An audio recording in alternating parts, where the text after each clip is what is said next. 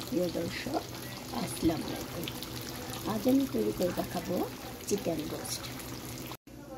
Chicken roast তৈরি করছি। রোস্টের জন্য পেঁয়াজটা ভেজে নিচ্ছি। আর রোস্টে আমার লাগবে শানের চিকেন মশলা।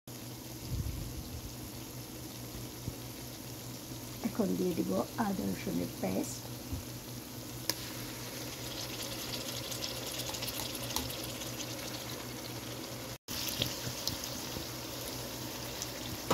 এখন দিচ্ছি টক দই আর বাদাম পেস্ট, করছি লবণ,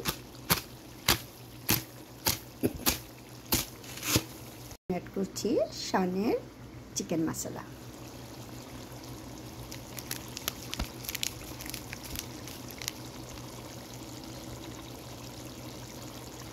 কিছুটা লাল মরিচের গুঁড়া,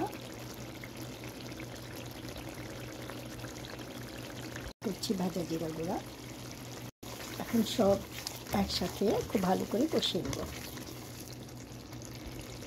আমার চিকেন ভাজা, তাই মশলাটা খুব সুন্দর করে কষিয়ে নেব, তারপর চিকেন অ্যাড করব। রোস্টের মশলা সুন্দর কষে আসছে, এখন আমি অ্যাড করব রোস্টের ফ্রাইগুলো। চিকেনগুলো দিয়ে দিয়েছি, এখন দেবো সামান্য একটু পানি। এখন চিকেনটা সিদ্ধ হওয়ার জন্য ঢেকে দেব।